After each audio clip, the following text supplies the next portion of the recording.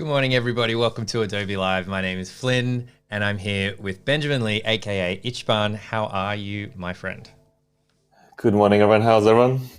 I'm good, doing good. How are you, Flynn? Yeah, I'm really good, mate. Hello to Ready to every, edit. huh? Ready to edit. Ready to edit. We are absolutely.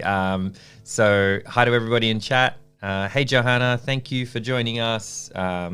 Your Benjamin Lee's in the chat. He's good. Good to see him in chat.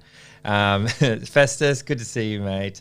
Great to see you all there. We are editing in Lightroom today. We had Ben on about, was it 2 weeks ago, I think now, and there's just so Yeah. much more. There's just so much more that we need to learn from you. We had lots of stuff that we were lots of requests, lots of sort of different things that came up. So I'm excited that you could come back and join us again. Yeah, we didn't get to finish a few of the examples I said I was going to edit last week Mm. because 2 hours ran out pretty quick. So It does go keen to, surprisingly quick, doesn't it? yeah. Mm. Photo editing's fun. So I don't know. I guess I lose myself a little bit sometimes. So, Mm. but yeah, we can go through the ones we missed last week. I think someone asked specifically how to change the water to blue. Yeah, Yeah, you see in all the drone shots, it's quite popular, but it's really easy. yeah, Show you how to awesome. do it. I'm pretty But yeah, excited about that. But can you, yeah, so Filmmaker, just for those who didn't watch last week or might not be familiar with your work, Filmmaker, photographer in Sydney. Can you yeah. give us a bit more of who you are and what you do? Uh, Travel filmmaker, photographer, Mm. but like right now I'm just editing. I do a range of things. So I guess you call me a content creator, which is I don't really like the term, but yeah, I make everything on photos. It's pretty much digital media. So you can Mm. check me out on at Itchban. So it pretty much shows everything I do here, basically. So yeah, Awesome. check me out. And yeah, we can get started. Yeah, we can get started. Absolutely. All right, let's roll. I'm going to get the timer going. For those that might not be familiar with how we do things around here, we have a little Q&A thing above my head, and when that gets down, we'll take a short break. It's just a kind of halfway point, and we'll answer any questions that we haven't tackled as we go. Yeah, but that doesn't mean you can't ask questions as we go, especially if it's about process or you got any questions about what Ben is showing us or anything like that. But it's just a nice little marker for us. So I'm going to get that started now. How about some music? It's Saturday morning here. We need to wake up and get some beats, I think. Some chill vibes. Yeah, If I'm going too quick, anyone, just let us know in the comments and yeah, just say hi. Let us know you're around. Where are you awesome. from? Good morning. Yeah, good morning. Qatar here. Qatar. Um, How are you? Bianca, welcome all the way from Hey Qatar. That's Bianca. great. Bianca's asking, have you visited Qatar or Oman in your travels? Uh, I've stopped by Qatar, but only the airport. It was like I was on the way to London, so uh, nothing out of the airport, unfortunately. Hmm.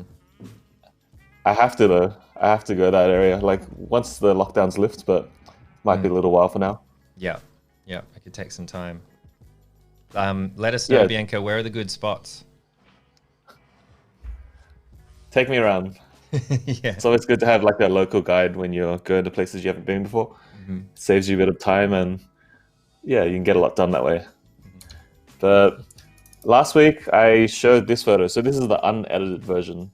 Uh, a rock pool in Bronte Beach, just in New South Wales on the eastern side of Australia. So for those who don't know, every time I show anyone like a rock pool, especially if they're not from Australia, they get really amazed. Like these pools are free and they're kind of normal for us, right? Yeah, As a they're up and down the yeah. coast. I grew up in Cronulla, and they were just, yeah, very normal kind of thing. I didn't realize it was quite an Australian thing.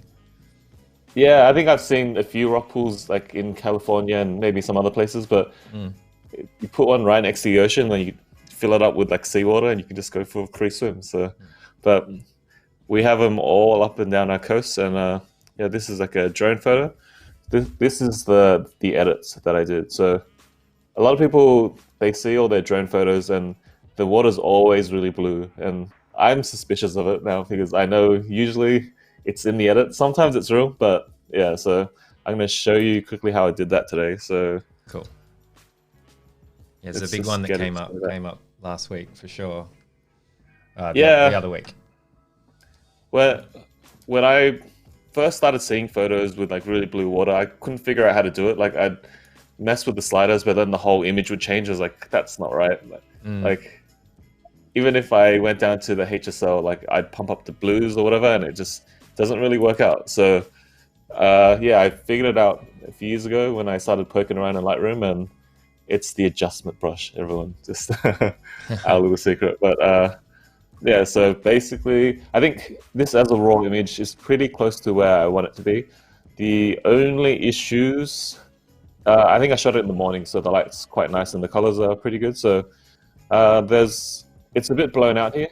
Let me reset it. So turn on the clipping mask. If you just hover over the clipping mask, we spoke about this last week. Yeah, if you turn them on, everything that's overexposed and has no information will be red. So it's on the right side of the histogram.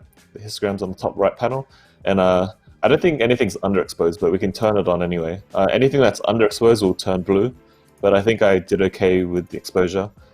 There's not much you can do with waves, and when they break, it goes quite bright, and the sun's hitting it directly from this angle. So, I mean, drone cameras can't typically like have that good of a dynamic range. The sensor's quite small because it needs to fly, right? It needs to be light. Right.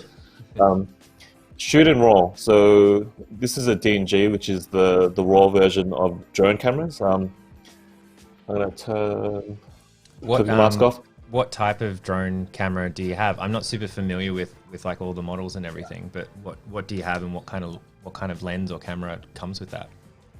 I have DJI drones, so I've been flying with them for quite a while. I've tested out a whole bunch of them, but depending on where you are and what you want to do, like they have a drone for every little niche. But for me, in my opinion, after all the drones I've tested, it's the Mavic 2 Pro. So best camera for a consumer level drone, and it's so reliable. I think the scariest part about flying is like, if you mess up, anything happens, you're probably gonna lose the drone, and it's like a $2,000 drone. So this, I think that it's in their software. It's quite easy to fly. It has a lot of sensors. You can't really crash anything. It'll stop before it kind of hits anything. So a lot of safety features built in. So you haven't lost a drone yet? No. Right, knock on wood. They're really easy to fly. Sorry, man, I didn't want to curse you. I realized I just did a little bit. Nah, it's fine. I've been flying for years. But they're super easy to fly. I would suggest reading the manual, because if things go wrong, they go wrong really quickly and a lot's happening, so you won't know how to control it. But a quick read of the manual is always a good thing. But yeah, I can show you the highlights here. Some of it's clipped, but if I just pull the highlights all the way down, there's definitely information there, and the rest of the image is exposed properly, so that's a good start. So I know I'm going to want to pull down. I think some people like to have it a little blown out, but yeah, like for today, I think we're going to pull it down to bring back the info, and like I'm going to drop having the white, like the white caps kind of blown out a bit. Do you see other photographers? Yeah. Well, like, that's kind of blown out in my opinion. I don't know if it's coming across. Like, I can see that. Over here, it's pure white. I think some people like that glowy effect. So if I were to drop a radial in that kind of shape, let me reset a few things. If you negative clarity, it kind of has that glowy effect, right? So I don't know. Some people like that, but I'm going off my old edit. I shot this in 2017, so yeah, I'm just going to show you how I edited it back then. Might be a bit different, but we can, go. I'm going to delete that. All right, so first thing, I know that I want to bring that back, so I'm just going to attack the highlight slider right now. And then white balance, it seems not too bad. I think some of the drones have this tendency to cast like a blue in the shadows. So later on, we're going to remove that, but for now, I think it's fine. Go to my tone curves, which I spoke about last week. I usually start with a tone curve, and I'll hover my mouse over the 3 tone curves here on the left panel. They're presets. It's just basic S curves, right? But I'll click one. This is the lowest strength, medium, higher. The difference is how lifted the shadows are. So if I go max, you can see that the shadows are a bit more faded, but I think I'll go medium for now. And yeah, we'll make it slightly warmer just to reflect how it was in the morning. So taken at 7 a.m. So I think around winter, so just around sunrise. I'm pressing I, by the way. You can toggle I twice, turn it off. I once tells you the file name, date, and the resolution. One more time is the camera settings. It's quite useful, but gets annoying, especially when you're editing like a full-size image. It's just there, so toggle it off. But yeah, in the original edit, I think I lifted the shadows all the way. I don't know if I do that these days, but yeah, you can lift the shadows and then bring the exposure down just a little bit. That's probably how far I'd go. And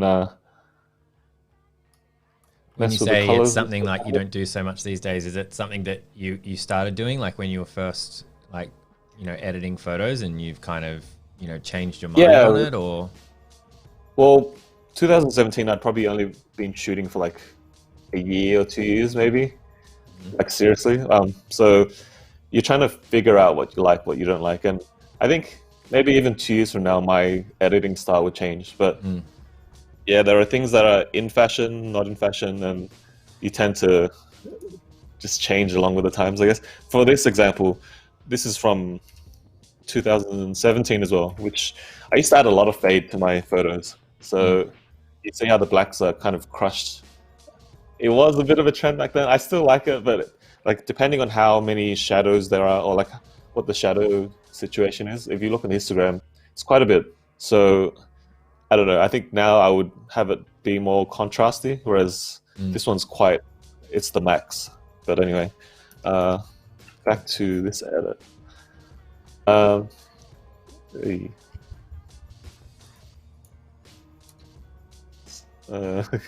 me a sec. Did I bump? I think I must have bumped something. I accidentally pressed a preset. Yeah, so like I must have hit one of the presets that I saved. So there's a history panel. You can just go to the history panel and then go back one step. Right. If that ever happens to you. I was pressing Apple Command Z to redo, to go back. But because I switched modules and photos, it was jumping back in there. So if you ever get stuck, just use the history panel over here. It's quite easy to read. Like it literally says everything you've done. So, but back to it. Like I said, there's a bit of blue and blue cast over it. So I usually like my blues a bit more towards that side. And see if I pull it all the way down, you can see that it takes a lot away from the shadows. I feel like the drones are a bit like that sometimes. Different cameras are a bit different. So if you edit enough photos, you kind of get the characteristics and how to correct the things that you don't like pretty quickly. But like you learn about your own camera, like the thing, like how it behaves. Yeah. I shoot Canon and everyone says Canon, or the consensus is that Canon's colors are quite nice. From what I read, it looks nicer, but it's not color accurate. But like to our eyes, it's nice skin tones and all that kind of stuff. But yeah, I think it takes a little bit of time to get used to how your photo reacts and how far you can push the shadows and highlights. And for Sony, people like to shoot really dark, and they'll lift the shadows back up because the dynamic range is quite good. So depends on camera, depends on the sensor size. We're shooting with a drone. The sensors, I think this one's a 1-inch sensor, so it's pretty big for a drone, but like it doesn't compare to a camera. And then you have a smartphone, which is like the size of it's very, very small. So that's why those aren't that great in low light, but learn your camera. Learn your camera. That's quite cool. So you could, like, if you weren't really sure, like for us out there, if we did have a camera, we could like just research it, have a bit of a look around and try to find out from other people, how does this behave? Yeah, there's usually a general consensus, but really like how someone edits, it's like you can't really tell someone how to talk, right? Like that's just they need to find it themselves. Like you'd be putting like words into someone's mouth essentially. It's like so you can take their opinion if you like their photos and it like that's what you're trying to achieve. That's fine, but generally try and find out what you like. It's pretty easy. Just shoot a whole bunch and edit, and eventually you get there. Learn the panels. Once you know how to use Lightroom, it's quite simple to the image you see in your head and what you see on the screen. It's quite easy to get to where you want. But I think the first step is knowing what you want. Which when you first start shooting, you're unsure, you're experimenting, and I think that's fine. You should experiment as much as you can. Yeah. Like I was saying before, when I first started shooting, I was shooting almost every single day, which has kind of changed a little. I'm not proud of it, but I think that helped me a lot. There was a question from Lewis. Do you use one big catalog or several smaller ones to organize your work?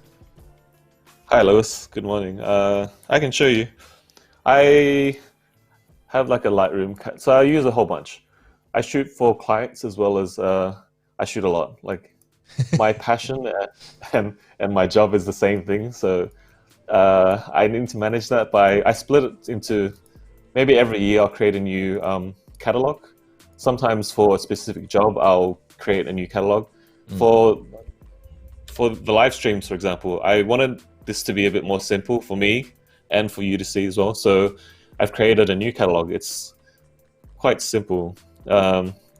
Each photo is in its own folder, so I can just show you that and it doesn't confuse you. If I were to edit like this, you would know what I'm doing. So yeah, it depends on your use, but I would recommend breaking up your catalogs because it'll prompt you to, every time you close it, maybe, I think it's in the settings, but usually it's every 2 weeks or whatever it is, right? It'll ask you to back up and it'll save a copy of all your stuff. And if you have a huge kind of multi-year catalog, it'll take a while to back up and can be quite frustrating, especially if you like need to go somewhere and you're waiting for it to back up or whatever. So break it up into smaller catalogs is my tip. Depends on how much you shoot really as well. So I like to number them just by year so I can set it up by name. That's my way. But my management hasn't been that great. So do as I say, not as I do. You seem very well organized, I would say. I'll show you the rest of it. Okay. Yeah. Well, what you've shown me looks very organized. Maybe there's something going on under the hood. We spoke about workflow on our last live stream. So if you want to see how I organize my folders and that kind of stuff, spoke about hard drives and RAIDs and NAS, and it's at the start of the last live stream last week. So yeah, check that out. I can show you. Oh yeah, go check it out. We shared out how I do my naming system, which I think everyone does a bit differently, but mine's pretty standard. So check it out. Yeah, so back to the edit. It's quite simple. I don't really want to mess with the colors too much. I think it's fine as is. So changing the watercolor, it's quite simple. For someone who's never used Lightroom before, this might not be so obvious, but I've done it for quite a while. So it's the adjustment brush is the trick. Yeah, I'm gonna start a new one. I can't see what I'm painting. So one way to see what you're doing is you crank it up really high on one of the settings and you can do that, or I'm just gonna reset it. Press O in your keyboard and it goes red. So do you need to hold it down or is it like a toggle? No, it's you press it, it's a toggle, sorry. So yeah, you can mess with the flow settings. So if you go to the far left side, it's soft. To the extreme side, it's a hard brush. I like it around there. We spoke about auto masking last week. It's essentially cheating to help you color within the lines. But for now, because I'm coloring in the center of it, like I want the whole thing colored in properly. The shape's kind of simple, so I don't really need that much assistance. Generally make the brush a bit smaller when you're going towards the edges to get more accuracy. I'm painting over the swimmers. Generally, because they're so small, it doesn't matter. But if you're really kind of pedantic and you have a lot of time in your hands, you can go in and press Option. So I don't know, I'd zoom in and you can uncolor him, I guess. Because what we're going to do soon is we're going to change the temperature and change a whole bunch of settings. So if you don't want to make them too blue, which is unnatural. But yeah, I think you should pay attention, especially when you're coloring like rock pools, for example, to the shadows. Generally, I'm going to lift the shadows in the next step, so I don't want to color them too much, but Okay. I want to keep that the shadows there for the depth, which I'll show you in a second. But so you're not yeah. going over that really hard shadow on the left side as much. Nah. Yeah, I want like the depth of it. But I think that's kind of colored in for now. So my tip to changing the watercolor, especially for like ocean shots and river shots, what I do is I make it a bit cooler, and the tip is to lift the exposure to make it the colors and the clarity come through. So you can do that by exposure, highlights just a little bit, and depending on what you want to do, lifting the shadows will make it a lot brighter too. So see how I didn't color the shadow side of it? It's still there. Adds a bit more depth. You can actually see how deep the pool is that way. So yeah, if I had more time, I'd probably try and paint over just like these patches and make them a bit clearer. But how much time would you typically spend on that part? Like you were talking about time, like if you have a lot of time, you could do this, or if you're kind of in a hurry, like give us a bit of a ballpark of like how long you would spend. Well, you look at the image and see how much it annoys you. I think I'm okay with like. I love that. I remember that from our other stream, and you were editing a photo, and there was something that just caught your eye, and you're like, I can't leave that in. Like that just annoys me. There's like a figure or a person or a shadow or something, and you just have to take it out. It's so interesting. It's so funny hearing you say that again. Once you post something, it's like you don't want to delete it because like all the engagement and the interactions there already, and if you delete it, then you have to either post it again, and so it's up there for good. And there are some mistakes I've made, and I can see them, and they annoy me every time I look at it on my Instagram. But I don't. People don't really notice. It's a small screen. So we've spoken about this before. Like, know what you're editing for. I think an image like this, I might print it, for example. So I might want to spend a bit more time in it. Plus, it's going to Instagram. But like later on, when I decide to print it, I don't want to go and edit it all again. So I might spend more time on this image, for example. But yeah, find that balance.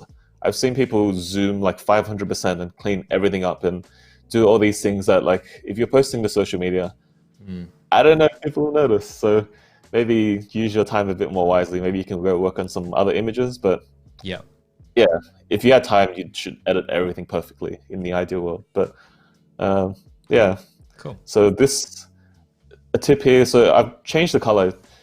You can push it a bit more. The actual pool itself, they drain it and then they paint it like white. So I'm not pushing it too far from reality, I think.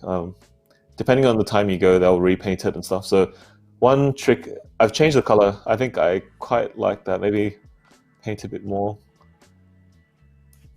The brush wasn't that strong, so it's a bit patchy, I guess, my poor painting skills. But one trick is to up the clarity to bring out the details. So yeah, if I up it, you can see the ripples in the water, you can see the people a bit more, as opposed to that. So because the clarity is a bit higher, I think the sharpness brings more focus towards that. There's a lot of contrast here, so I would do it to match it.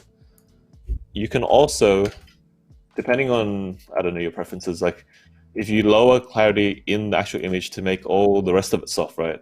And then you go back to this and then you counteract that and then add a bit more clarity, it'll draw more focus to this area because it's soft here and it's like sharp here. So we're going to talk a bit more about how to selectively pull focus to places with clarity, sharpness, and other effects. But yeah, I think I don't mind that. Yeah, if you had time, you could test like coloring these parts. This would be a bit hard to color because I can show you. Let's start a new brush. If you were to color all this, you don't want the white to be blue as well. The white should be white, right? So if you colored it all, let's just say that you pulled it over, it'll look quite silly when there's like a blue patch of white, which is meant to be white, right? So that's where I'd use auto masking and delete that. It'll help you. It can't help you that much because these patterns are quite complicated, right? But it'll give you some kind of guidance and stay away from the whites, I guess. But that's where I'd use auto masking. I'd still need to be pretty careful. Sorry, I turn it on. Yeah, I'm quite happy with the color. I don't want it matching like the pool color because then the whole image will be one color. So yeah, it's fine. So it's basically how you do it. I think my older edit was a bit blue. Depends on how far you want to push like what it is in the actual image. Yeah. There was a question, sorry, from Bianca just saying, can you use the adjustment brush for the detail? So to make the rocks more contrast, just not having much luck with that is the comment. Yeah, so you can just start a new brush. New brush. I try to reset it because sometimes I forget. You double click and then it just resets, right? So sometimes I'll go in if there's certain details that I want to highlight for. Let's just say we want these rocks are quite nice, right? Paint over the rocks. Just as a quick example, you want to highlight it. So you don't have to change it to blue, like whatever, right? You can add clarity just to bring them out a bit more. Because as you remember, like I showed you before, I did negative clarity. So the rest of the image is quite soft outside of the pool. So maybe I want to either bring it back to normal or to add more clarity. But I think one tip with the clarity slider, don't go overboard. I see people all the time, like especially when you start, it's kind of amazing that you have a feature that kind of sharpens your image and makes it pop. Like I see people, they turn it up all the way or like quite a bit. And I guess when you first start photography, everyone does it. Like it looks, it's a big effect, but try to keep it subtle. So yeah, don't go overboard with the clarity slider. But back to her, like you can use it to bring back detail, to add more kind of clarity and contrast to it. Yeah, you can mess with the sliders, and I'd use separate brushes for different things. So if I'm trying to add sharpness to the rocks, just sharpness, I'd use one brush. And then if I'm trying to, say, paint, I'm going to butcher this image a little just to show you. So yeah, if I wanted to selectively bring down the highlights, say when I showed you before how I dragged the highlights all the way down. Say in an image when you do that and the rest of the image gets really dark, for example. So then for that, I would use either a radial filter or adjustment brush, depending on how accurate you want to be. The adjustment brush is definitely more accurate, whereas like usually I love radials, as you probably know if you've seen our live streams. I use them a lot. They're quick and they're quite accurate for my uses anyway. Like people can't tell, so I'd do that rather than painting it. But yeah, if you have time, definitely try the adjustment brush. So I'd selectively just bring that part of the highlights down. Cool. That's awesome. Thanks for answering that question. I hope that helped out. Yeah, there's two things I know about you: radial and burst mode. Yeah, you can burst mode with the drone. So one thing, people bracket, especially when you're shooting tough conditions like this with a camera that's like, I guess not that great in dynamic range, you bracket. So what bracketing is you shoot a series of photos of the same thing, one exposed properly, one underexposed. I can demonstrate that. So this is I only shot one exposure. I didn't bracket, but if I were to bracket, this would be the middle. If I were to take 3 bracket shots, this would be the middle one, which is exposed properly. Then there would be a lower one like that, and then there would be a high one. So the lower one is so you can have highlight details. or that will be saved. If you see the histogram, there's nothing clipping. And then the higher exposure for the bracket will be for, shadow detail. So nothing clipping in there. And then you can go back and blend it in whatever, you can, it's actually here. So if these three were, for example, my bracket, I'd right click, photo merge, HDR, or HDR, I think, sorry. So that's how you would do it to bracket shots. But I was going to say that reminds me a lot about HDR like style photography, which was like super popular for a while. I can't remember when it was, but it was everywhere. Yeah, people, like when the feature first came out, it was like a clarity slider. Everyone's like, wow, and like eventually people started to shy away from it. Some images would make my eyes bleed. Just yeah. But keep it natural. So don't overdo it.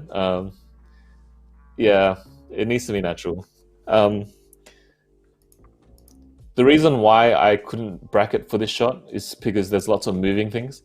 And if I tried to blend this shot, like 3 separate exposures, even if you shot it really close together, would be very different. The wave was coming in this way and the people moving. So I think bracketing only really works for like non-moving subjects generally. But yeah, that's how you can paint water. So it's not just limited to pools. I think a lot of the Sydney shooters do this to all the pools, but you can also do it to my next example, which is this one. So I can see Cliff Bridge. Have you ever been there? It's a nice drive, but is this the one down South Coast? Yeah, Coal Cliff. It's like half an hour a bit more than half an hour out of the Sydney. But yeah, we used to go down there all the time. There's a beach there, and this drive's really nice. So sorry. This is before I colored the water, and this is after. It's quite subtle. This isn't the main kind of focus I wanted to like pull to the image. So yeah, the main subject is the road and the car. So I think adding a bit of blue, I didn't want to overdo it. It helps brighten the image, add a bit of color to what is quite a dulled image. So I can show you the original. This was a good morning. So when I went to shoot this, I was actually the stunt driver. We were shooting 2 Ford Mustangs, and I was driving up and down. So the light it was great when we got there. We got that sunrise, and the light was nice and golden. But by the time I had finished driving for the people I was helping out, it was this condition. And it's a nice photo, but a bit too many blues. It feels a bit too daylight for me. So I normally would have thrown this photo out or just kept it in the archive or whatever. But I wanted to make it a bit more moody and desaturated. I'm not a fan of like blue skies, so I tried not to shoot during the middle of the day. Maybe you like it, who knows? But yeah, I wanted to get to this stage, and I desaturated it and darkened it quite a bit. So by adding a bit of blue to the image on this side, and I brightened it, it helps draw focus to the actual subject, which is the road and the car. So yeah, you can use this brush technique for water, but also you can go the other way, make things warmer. Start with water, I guess. It's the most obvious thing in your images, and yeah, same kind of thing. Lift the exposure. I dragged the temperature down, made it a bit cooler. Depending on what you're trying to do, I lifted the clarity in the pool because I wanted to bring out the details in the pool, but this is the opposite. I want to make it a bit smoother, so I dragged the clarity down. It's quite contrasty already, so yeah. Making this a bit more kind of softer and blurry helps bring focus to the stuff that is actually sharp, which is the beautiful Sea Cliff Bridge. And yeah, that's another example of how you can use that. I've also painted. I shot this recently in Japan. It's a Tadami River, like a famous river crossing. So this is unedited. It's a drone shot, edited, and I wanted to make the river pop a bit more, so I painted it as well. That's how it looks. yeah, you can try to use this technique. Tag me if you use it. I want to have a look. So if you have any questions, drop them in the chat. But yeah, same thing here. For this one, you need to be careful of the light. So there was this part's, it starts to get progressively darker over here, and then it goes a bit lighter because it's behind a mountain and the light's coming in from the right to the left. So when I painted it, I think, sorry, brush. I think I went over it twice. So once is the whole thing. I did a soft brush and I deleted some of it at the top to make it blend in a bit more. And then I painted just the dark parts again to kind of lift the exposure a bit, just to even it out. So yeah, be careful not to do a global adjustment for the brush and just like make everything all blue and bright, which is even. So that's one tip there. And I hope that answers how to make water really blue. Yeah. Don't overdo it. Don't overdo it is a big one. Is there anything like that you used to overdo when you first kind of started out that you just see all the time in other photography? Like, are you drawing me out? yeah, I'm asking you. Yeah. Like off the top of my head, fade would be one of those things that I overdid. So for here, I don't mind it now, but it does feel a bit dated to me when I look back. Let's go. Let's do. As I scroll back, you can see my editing style changes quite. Oh, I mean, to me, it changes quite a bit. I don't know. Depending on where I am, it's really warm because I was in the desert for like a whole 6 months, pretty much. Depends where. Like my current photos are very white and blue because I was in the snow. Depends, but there are general things I used to do quite a bit. Fade was one of them. I think that was with the trends. Yeah, if you go further back, you'll see how faded my photos get. These days, I try to make it a bit more contrasty, real to life, maybe. So when you say, what do you mean by brown. Faded? All right. I'm trying to pick it up, like as we're scrolling through, but I think I need it explained. So faded is faded or crushed blacks is what they call it. So it's usually when you lift the black point up. And so when you look at the image, there's no true blacks because I've lifted the actual black point up. So I'll bring it all the way down now to get rid of it. So I think there are true blacks, or like closer than it was before, right? So this is with no fade, I guess. And this is with fade. So I don't know what you prefer. Maybe you like this, but there are some editing apps where I think fade is like an option. So there'll be contrast, shadows, and fade, and they add that as a tool now. But to do it in the tone curve, it's quite simple. To do it in Lightroom through the tone curve, you just lift that. So normally I'll start with an S curve. I think I've been using the same S curves for a long time. It's really, really basic, right? That's how you crush the blacks or add fade. You can also add fade to the highlights, which I think a lot of wedding photographers and stuff do it. It's a popular look. So you bring the whites down and it crushes the whites. There aren't too many whites in this photo. Let's choose another photo to demonstrate that. Is that a silly question, but is that because of like the white wedding dress and they want it to like look super white? Or is that a really silly thing to say? I guess I didn't think that. There are a lot of whites. Like if you're shooting a dark nighttime scene, there probably isn't as many whites. But I think the crushed whites and the crushed blacks are to mimic that nostalgia kind of film look. Shooting film, it happens depending on which film you're shooting. It's a look. I don't know. I think it helps soften. Actually, I did it to this photo already. So let's bring it all the way back up. It was too bright and contrasty. I wanted to bring the exposure down without making the actual image dark. So if I had brought the exposure down, you lose a bit of color in the water. Everything gets a bit darker. The gate gets a bit darker itself. So what I did was I crushed the whites to bring the watch the histogram. As I bring it down, I'm going to bring it up. It brings the general exposure down without affecting the image too much. So it doesn't make this gate dark or the water.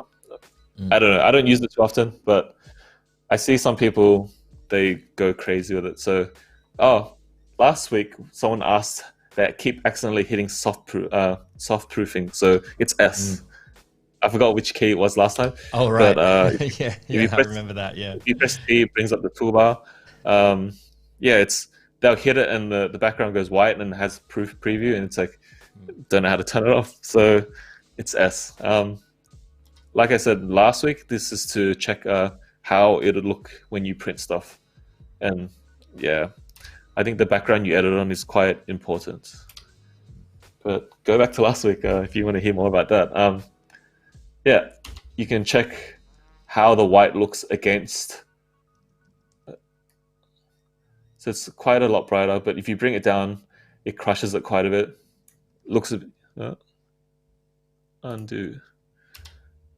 Yeah, so that's crushed whites and crushed blacks. I don't know if it is in fashion these days. I feel like people are shifting away from it, but you should do what you want. If you like it, push it even further.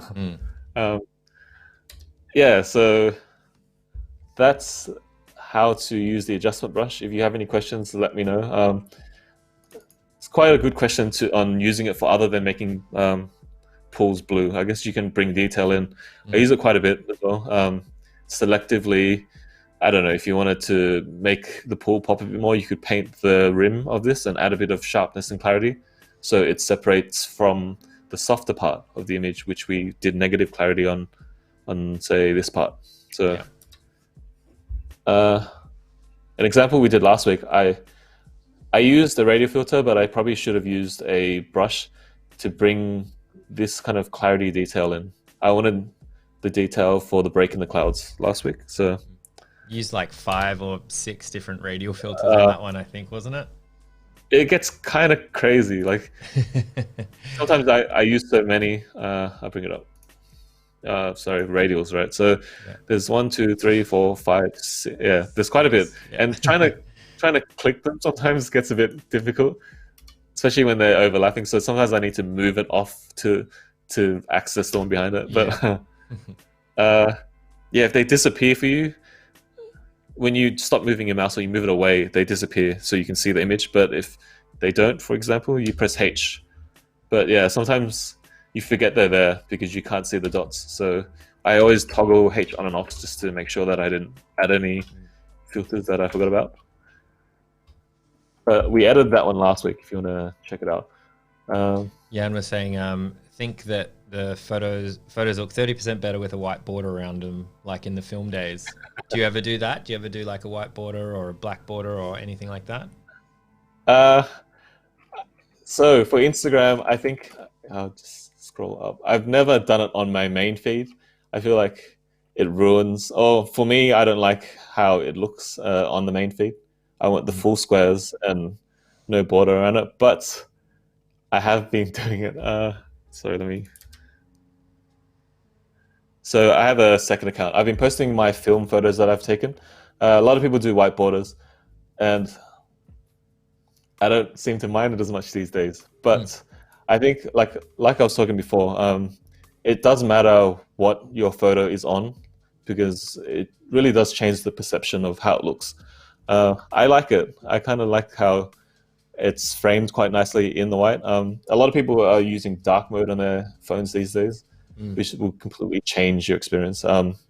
Use dark mode for a little bit and then switch back and see how it looks. Like I've gone back to using normal mode because the photos look so much better. But yeah, you should experiment with that. In Lightroom, you can change it. Just right-click it and gives you a whole bunch of options. See how dark that looks? Yeah. Compared to it really does make a huge difference. It's not really something that I considered all that much, but yeah, it does make a lot of sense. Like with a lot more people using darkroom, like even just in Chrome, if they're looking at your photos on Instagram with Chrome on, like how that's going to affect their viewing experience compared to someone like in light mode on a mobile phone. Like it's quite different. Yeah. It's hard to judge too, because like I don't know how many people are on like dark mode and light mode. So I'm using light mode now, or like normal mode or whatever. But yeah, you need to be a little bit conscious, because I think it's like an illusion. You know those illusions of like they put one color next to each other and like it's not actually that color. They do that with this thing to kind of mess with people's heads. But yeah, you should be wary of that.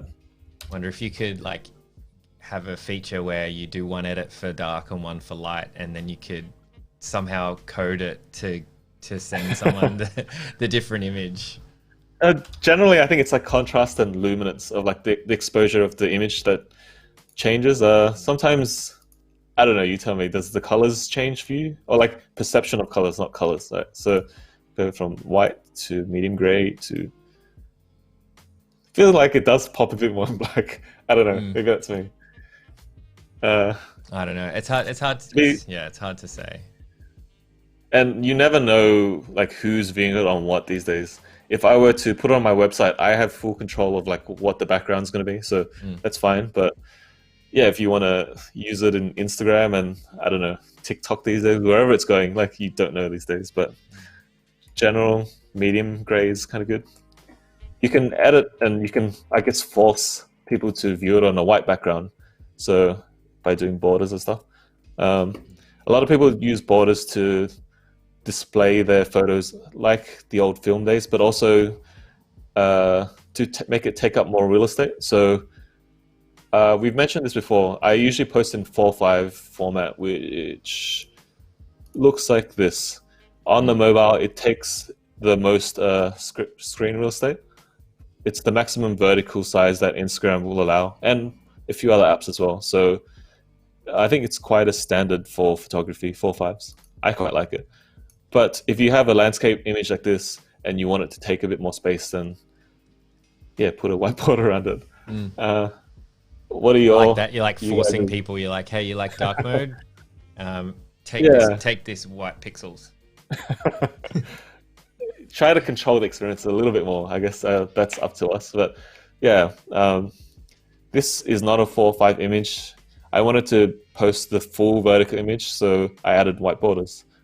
If you look at including the white borders, it's 4:5, but the actual image itself is 2 to 3 or whatever that ratio is.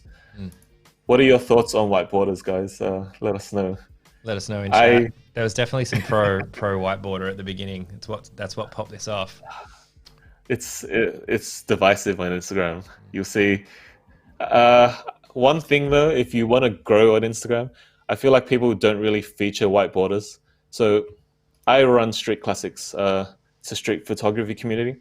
And in order for me to feature a photo, we don't really feature white borders because we want our feed to look kind of cohesive. And if you posted one photo with white borders, it'd throw the rest off. So for me to, for example, if I were to feature one of my own photos like this one, I'd have to screenshot it and then crop the white borders away and then feature it. So generally that's too many steps for a feature account to go through to feature a photo. So it's a good tip. It does hinder your chances of like getting exposure on Instagram and other things, because you're creating that extra step for the curators, and there's a lot of photos out there. So I don't know. Want to make it as easy as possible if that's something that you're interested in. It is quite interesting. We can chat a bit about that. We're actually at Q&A, so maybe we'll have a bit of a Q&A time, and this kind of segues kind of nicely into that. Is kind of getting featured. We had let's bring our big heads up. Big Ben, Big Flint, that's better. We actually had Demis, mutual friend of ours. Demis was on yesterday on the live stream. He was talking. He was just showing us some of his TikTok stuff, and I know TikTok is a different beast. He wasn't dancing or anything. I asked him to dance, and he didn't do it. He's danced once. Has he? Yeah. Look it up. You look it up. We should find it now and just stream it and just have it on.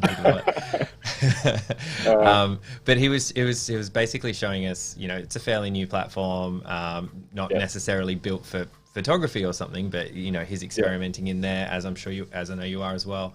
But there was like one or two images that had like pretty standard kind of numbers, and then one that blew up, the one that was featured on the feed.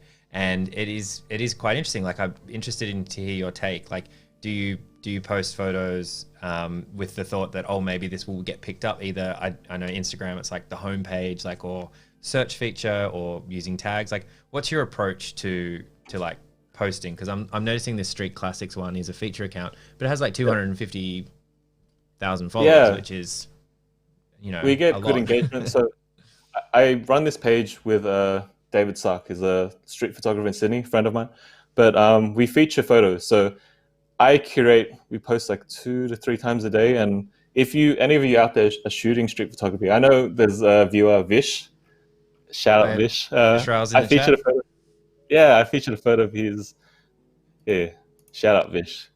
So Beautiful. I like to, when we post it, I want some feature pages hide the user, but I want to put top line so everyone knows whose photo it is. It's like it's always a bit suspicious when they bury it in all their kind of promotion. Yeah, and sometimes you that have to kind go of stuff. scrolling through to find out. Yeah, Yeah, they do it's that with design and illustration and stuff quite a lot too. It's a bit frustrating. I'm using their photos, so I want their name right up front. And if anyone's gonna have to dig for your username, you can tell they're more trying to promote themselves than you. So yeah, I don't know, but generally we put it right at the top. And it's a feature account that we feature a lot of street photos. So right here, I'm going to show you how I edited some of my street photos after this. But if any of you shoot street photography, you just use our hashtag and tag us, and we can feature you. We have 252K. So I really like street photography. I think when I first started, like it was what I did a lot. It's dear to me because every moment is different. It's like a snapshot of how unique life is. And if you scroll through our feed, there's a lot of Japan. I like Japan. You can't tell, but you can see that's New York, that's Hong Kong. This is Helsinki. Yeah, it's like a snapshot from around the world, pretty much. Yeah. And it's like a slice of life. I like that each moment is so unique. This is from one of the greats. It's actually quite an old photo, like from the 60s. Fred Herzog. He's one of the kind of leading street photographers. Yeah, he was one of the first to experiment with color film. So it's quite classic. Yes, these are some of my favorite photos.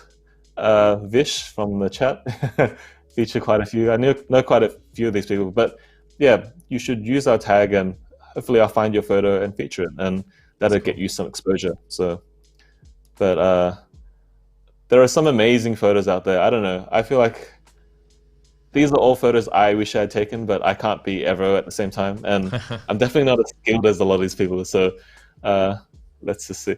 For this edit, I wonder in Lightroom if he used radial filters to kind of darken their faces out. Because if you see, it runs all the way back through, and the only face that really is visible is the main subject, which you could probably darken this guy. I'll show you how to do that as well. But I like how it's so zoned in on one person, but there's so much going on. So yeah, there are different things you can do to help you grow. It's quite difficult these days to kind of get your photo out there.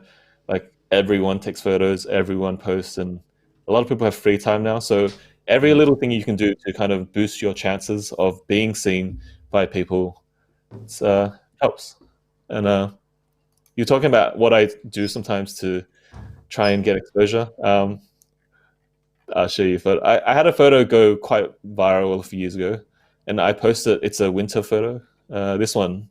So I send it around every winter, and yeah, it usually like people are looking for snowy things to post during winter. So I'll post this, and I know it's done well, and I've posted it like for 3 years, and every time I post it, it gets a ton of features, and I know this is what some of the feature accounts are looking for, and yeah, it usually does quite well. So there are things that do well on Instagram, things that don't. Some images aren't quite suited for Instagram, I'll just say that. So I don't know, maybe you can post it to Behance or to your website or somewhere else, but try to make it easy for people to feature your photos. That's the general tip. Yeah, that's interesting. There's an interesting comment in chat. Jan was saying, does street photography except leaves out the people? Do you ever do that, or do you always have like a person or silhouette or object? Yeah, I feel like to me, street photography means a whole bunch of things to different people, but to me, it's more about the moment, more about the people and the interactions. So if you scroll through this feed, there's always usually a character tells a story, in my opinion. For this one, the main subject is teddy bears, so it's like, I mean, it's not a real life. I feel like that's quite a nice moment. Feels like they're having coffee with the real people. But yeah, it's in Paris. There are some photos generally where so this one, for example, I feel like this is very says a lot about the city and the New York and the moment. So I'm okay with that. But generally, I'll try to make it about the people. That's what we feature. Other feature accounts have, I guess, different things they tend to feature. They might allow a bit more Photoshop, and we generally try to keep it pretty real, I guess. I think if you look closely, this one is this is definitely photoshopped, but it's not a big part of the image. So she's quite good. She's a New York photographer, Golden to do shout out. But I would say she definitely photoshopped the door to give it a bit of motion. You can see you can see that she's used motion blur in Photoshop, which has dragged this little thing a bit longer than it should be. But generally, I don't mind it because the guy sitting on the train is the main subject. So right, yeah, this could be photoshopped. This one, if you spend enough time, you're shooting in slow shutter, and as the train's like pulling up, sometimes you'll catch a little window of a subject that's clear, and like a bit of because focus. the train's moving. Yeah, the train's moving and the guy at the back's not really moving. If you catch that little window, it kind of looks cool, right? So, is that like a panning photography kind of technique? Is that how you do that, or is that stationary? And because the train's moving, you don't need to pan, and you don't want to pan because the guy across from the station's still. So, he's across from the station. Yeah. Okay. Cool. But he's on a train, and I'm like, wait, how's that work? I hope he isn't. He might be in a train on the opposite platform. Actually, it does look like he's on the train, but he's probably, I don't know if it's Photoshop. Could be, might not be. It's hard to tell. It's always guess that's nice kind to of like a big part of the edit. Like it's quite cool. Like you're not really sure if they like how edited it is. If it was most like very light editing, or if they've done such a good job that you're not really sure and they've done a heavy edit. It's like compliments to the editor. When I can't tell. Yeah, I prefer when I can't tell. Yeah. But it's not like it's fun to dig through. Like I love this image, and I'm not trying to diss it, but I see, like, because of my experience through editing photos, I can kind of tell. And I don't know if that's just me, that I go through photos and I see these things and it's like, hey, that's edited. In movies, I do it all the time now. It's so bad. But you mean because you're a filmmaker as well, so you'll be watching a movie and you're focusing more on how it's crafted, like how it's been, the filmmaker has done a particular shot. Does that take you out of the movies? Like, are you watching Star Wars and you're like, oh man, I can't handle this, like, because of the way they're shooting it? Was that a green screen or was it practical? But like, right, I don't know. I enjoy filmmaking, so I think it's fine for me. But it does take me out a little bit. But I can't help it now. You see it and you can't unsee. Yeah. Yvonne was asking, is this your Instagram? This is a feature account that he runs with a friend. I wish these were my photos. Like for street photography, as I'll show you quite soon. You can't. It takes a long time to get the right moment. Like if you were to, for example, let me pick something. For this one, for example, shot in Seoul. So, I mean, it's not an impossible shot. I think there are people crossing and there'll be cars and stuff, but you need to wait for like that one person to come through that's like not surrounded by cars, for example, for this shot. And she could be riding on the top here, right? So you'd have to be quite patient or lucky or one or the other, right? So yeah, I think to capture moments that are unique like this is very special, which is what I love about street photography. And yeah, they're quite difficult to get moments sometimes. I could spend 2 hours if I lived here. I'd come back every day and try and nail the shot. Or you can kind of have some Photoshop assist sometimes. I've done that. So. I like the idea of you just camping out like sniper, just sitting there, like waiting for the one shot. Like this one, you'd have the idea in your head, and you want a nice subject right in the center. You compose it, and you're shooting thousands of images. I did it for this shot. I wanted that one subject, but I was on holiday. I didn't want to spend too much time. This is the original, so I cloned everything out. Some people got annoyed that I did that. Some people like it, some people don't. But I was on holiday, and I didn't want to spend 2 hours like just shooting the same thing I was Right. there for 40 minutes and I shot thousands of images of like burst shots, right? But yeah, I want to go sightsee, I want to go eat. So Yeah. yeah, you should pick your battles, I think. Um, you can jump into editing. So this isn't my favorite shot, but I chose it because of the techniques that I'm going to talk about, I guess. So this is the original. I was shooting all day. This is also an old photo, so don't judge me. But I was going through my photos, and I think on first glance, it's not a great image. This is my friend's head, right? And there's so much going on, and I was like, I liked it because of how powerful she looks. Tells a good story. She looks quite determined. She looks almost godly, you would say, with the backlighting and stuff. She's quite nicely lit with a hairlight.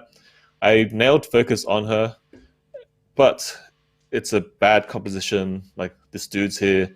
What I could do to save the image was to crop in heavily. So if you see, I think I shot it with a 24 megapixel camera, right? So you have some leeway to edit if you're shooting with enough megapixels. So 6,000 by 4,000 over here.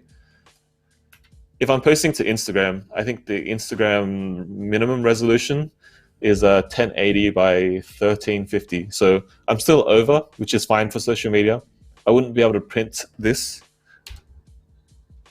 That's how much I cropped in. It's quite a bit. Quite a lot. But you can still save a lot of images. So depending on what resolution you're shooting with, go back and see if you can crop. You can check that, see if it's actually big enough. Most of the time people can't tell, even if it isn't, but you should experiment. Yeah, so I cropped quite heavily into this one, and I did some effects to kind of draw focus to her. So let me get rid of that. That's kind of annoying. So this is just the crop without the edit. I edited it to make her the star of the image.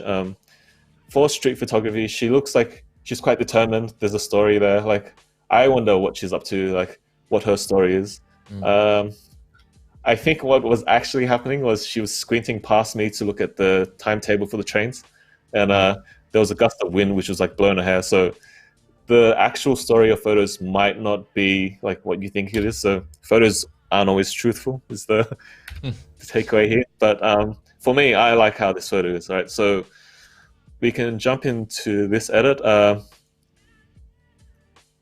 Radials. Radials. Quite right there. I want to make everything else darker to bring focus to her. So if I drop the exposure, it's on her, you invert it, and so it'll drop everything else, right? Be careful. Sometimes you can see the outline of your radial filter, especially when you're playing with, when you're pushing stuff a bit stronger. If I were to push it more, it doesn't look natural. Yeah, so don't push it too far. You can kind of hide the radial a bit more if you push your feathering. So I think we spoke about it last week. Extreme is this way you can see the actual outline. It starts off at 50, so I'll usually push it a bit more. Yeah, so it darkens everyone else around her. I don't mind that there are other characters. It's a train station. It's fine to have other people, right? But I don't really want the focus to be on them. I want to kind of bring it to her, right? So one quick way to do that is to darken image to... She's quite lit as well, so there's not an obvious vignette. It looks like she's the only one that's getting hit by the light, even though they kind of are, right? But you can bring highlights down a bit. Maybe that's a bit much. All right. The one trick that you can do is, I do this sometimes. I think you need to understand photography and the physics of it a little bit. If you bring sharpness down, it adds a blur to the image, right? So you can kind of fake bokeh. We can talk a little bit about bokeh. Bokeh is, it's B-O-K-E-H. Right. Some people pronounce it as bokeh, which is incorrect. Sorry if you... It's based off a Japanese word, which means out of focus area. So it's bokeh, right? So basically, it's the out of focus regions of the image. It's that nice creamy background you usually see. So You need a nice lens to usually get this done. Prime lenses help. If you use longer focal lengths and lower apertures, which bring up the settings. So I was shooting on 40 millimeters, which is a bit longer. It's not that wide, right? And I was probably I was shooting at 2.8, which is like the lowest aperture this lens will go. So I can show you without the edit, right? This is an unedited image. You can see that she is in focus, right?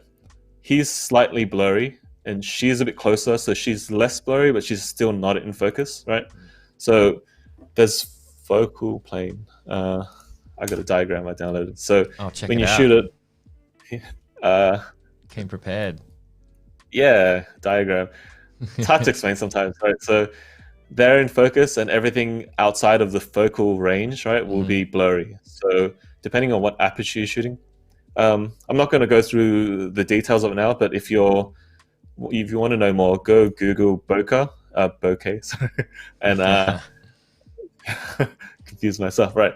So yeah, you need a nice lens to do it, but I think smartphones are also adding that feature in now. So this was with an iPhone.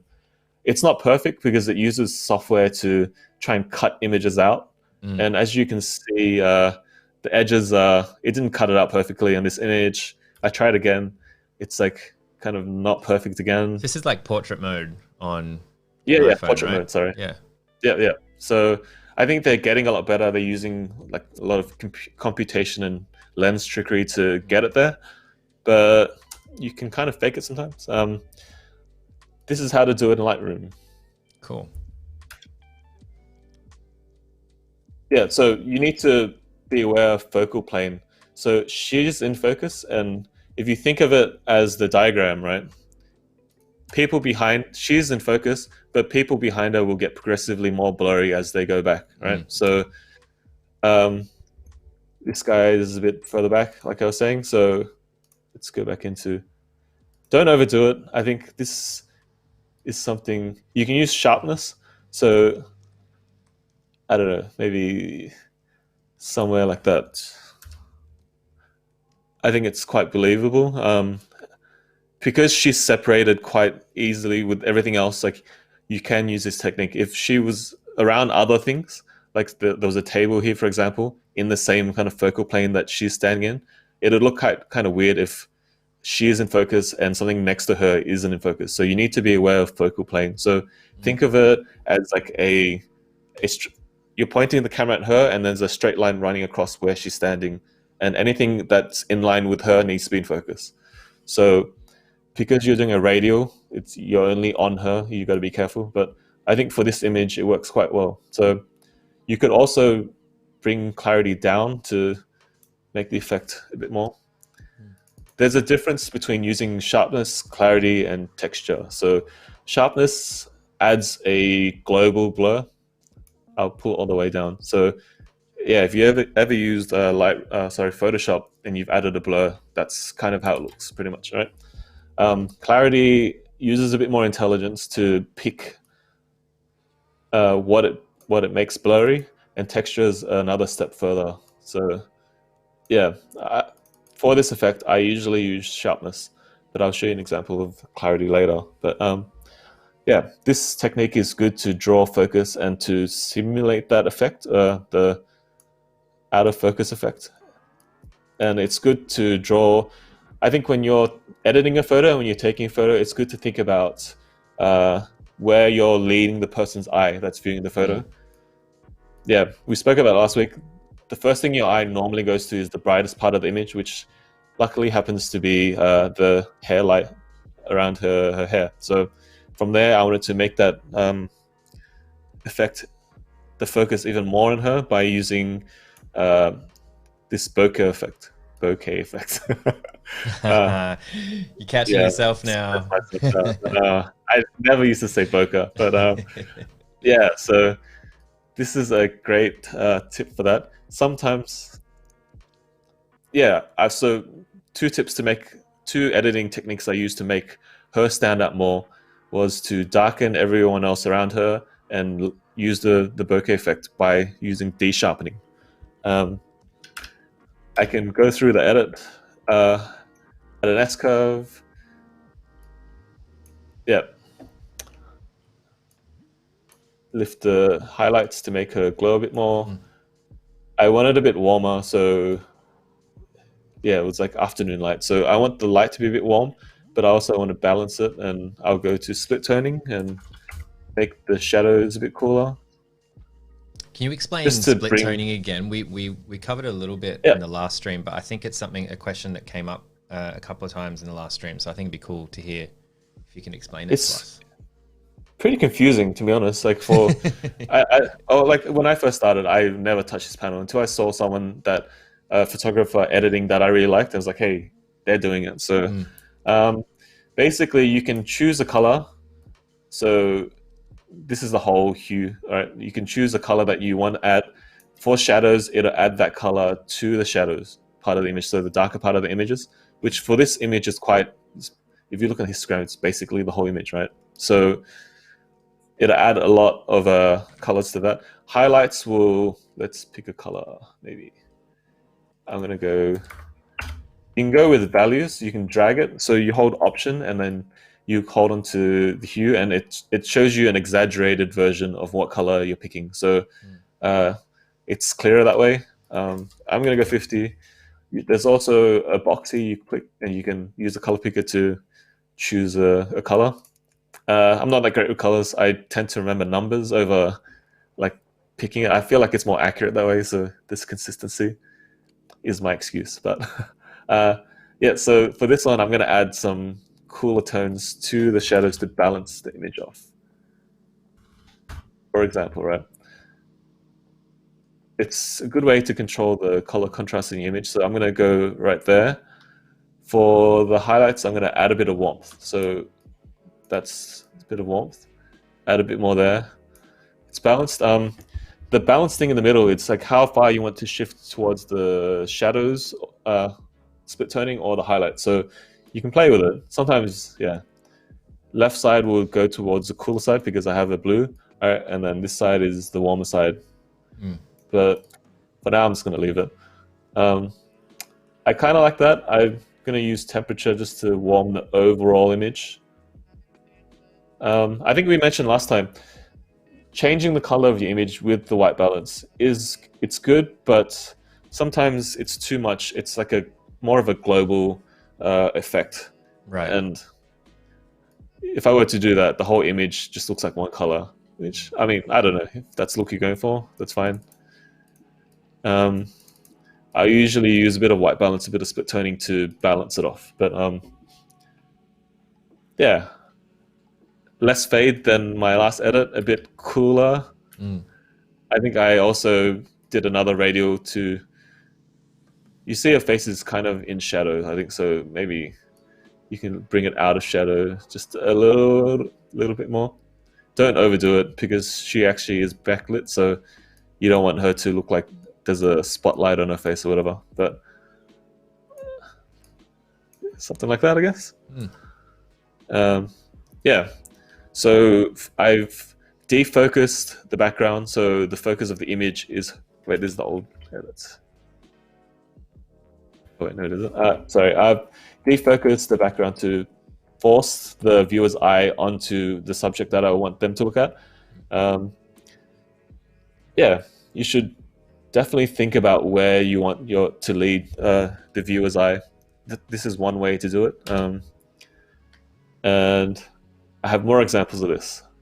Cool. Just before we jump into another example, there was a really great question in the chat.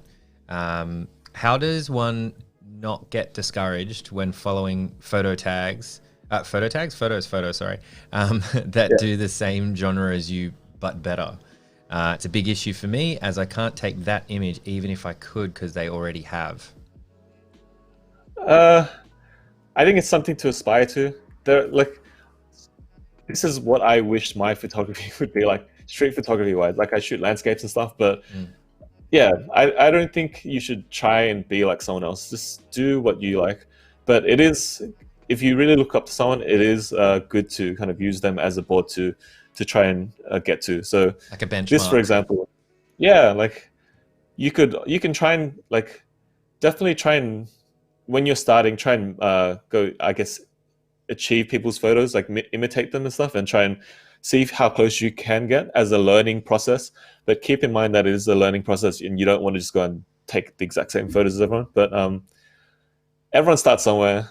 If you think that their photos are better than yours, they're probably like a lot further along than you. And when you look back at your photos, you're going to be that guy, that yeah, you've improved quite a bit, and the old you would be looking up to you. The future you is the idea. So try to improve. Hopefully, I like that. Yeah, Would you like do you add anything in to kind of try to make photos uniquely yours? Like okay, cool, this is technically a great photo, but you want to add in like something in particular, like any sort of like signature, or is that something you think people have about? signatures. I Like I don't crushing think those about blacks? yeah, because people used to crush those blacks back in the day because it gives your feed a consistent look. Like if all your photos that have crushed blacks, it's like a quick shortcut to having everything look the same, which I don't agree with. I think each photo individually should be edited towards like its strengths, Yeah. and you don't just add like a blanket kind of edit over everything just to look consistent. But what I don't know. I don't really have a thing. So this is my feed. I shoot landscape, street, and I jump back and forth. So I know some people have like a certain aesthetic they go for, and that's fine. But I want to shoot everything. So there are recurring motifs. Some people, when they go and shoot street photography, I feel like it says your street photography says more about you than it does about the subject. Because when you're going out to shoot street photography, I don't know if you know this consciously or not, but you're looking for certain things, right? When you press the shutter, like you've decided to take that photo for a specific reason, whether that's conscious to you or not. I don't know how much you've thought about it, but yeah, some people look for umbrellas as a kind of, it's a popular thing. It's the shape's kind of unique, and quite often they're colorful and they add that little pop of color. So some people are trying to go for like the what do you call it, Blade Runner aesthetic, and yeah, depends what you like. I think don't worry about it too much. Just do what you like. The trends will show in your photos eventually, and they'll change as you grow, and let it come to you. I think people trying to look for it and trying to force it, it's unnatural, and I don't think it's sustainable. So hope Cool. that answers your question. Yeah, it's great. It's an excellent question, by the way. I think Johanna and I were Yeah, chatting. We might hang on to that question for other mediums, because I think with Instagram and social media and all that sort of stuff, there's always like, yeah. it's overwhelming, really. Like, I think it's important to take a break. I remember almost a decade ago, a designer friend of mine, Christopher Doyle, was talking about it quite a lot, and he was talking about how when Instagram was really sort of taking off, and you go to sleep and then you wake up in the morning, and then all these people on the other side of the world have created work that you can never possibly create in your lifetime. And just the beginning It's of a that. treadmill. Yeah. It can be so overwhelming. I think it's definitely gotten worse, over time, because there's the world's more connected. Everyone has cameras for photography, for example, but like you're seeing so much more than you used to. When I first started photography, like I saw a Tory gate for the first time. I was like, oh my god, like Instagram. That's when that first came out, and like I was so amazed by this like Tory gate that I've never seen before, because photography and images and visuals weren't that kind of widespread back then. This is like 2011 or whatever. But yeah, now I've taken so many different Tory. Look, there's one there, one there. Yeah, and I think we get a bit desensitized, and I don't think you should be discouraged by that kind of stuff. Just do you. Don't focus too much on what other people are doing. It's okay to admire people's work, but yeah, don't be discouraged. Cool. I like it. Start a feature account and feature photos that you wish were yours. So, straight classics. I'm gonna plug that one. But yeah, great question. If you have any more questions, feel free. Drop them in chat. Yeah. How long we got? All right. So while we're on Got about 30 minutes. A little bit over 30 minutes. All right. I won't go too deep into this editing. So into this edit. So friend Georgia at Georgia Risa. She's a model from Sydney living in Japan. But I shot this 2018. If you're not sure, you can always check, right? There you go, March. Yeah, so I stood her in this position because I saw a bit of bounce light. So the light was behind us and it was getting bounced off something into her face. This is the unedited. Yeah, it's the unedited version. There's like a sliver of light that I got her to stand in. So it helps create a natural vignette. So I think the more you can do in camera, the better, or the easier it makes your edit. So yeah, I don't need to add really a radial filter, but I will, and I did. So this is the final edit. So I think the things I want to talk about here is using the available light and shaping it to your subject. And I also did a bit of defocusing for the background. So there you go. So for this one, I did negative clarity. Test it, see if you like it. I don't know. It's a bit of a softer look, a bit more dreamy. But we can dig into my edit. So instead of actually editing it, I can just walk you through it. I made it a bit cooler. If I reset things, that's the resetted version. I made it a bit cooler, so the background's cool, but the subject, her face is a lot warmer.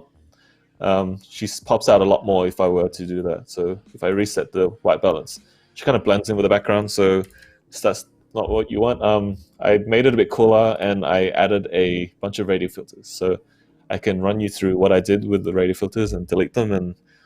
And one thing, I wanted to use this one to shape the light. So it's an inverted radial filter.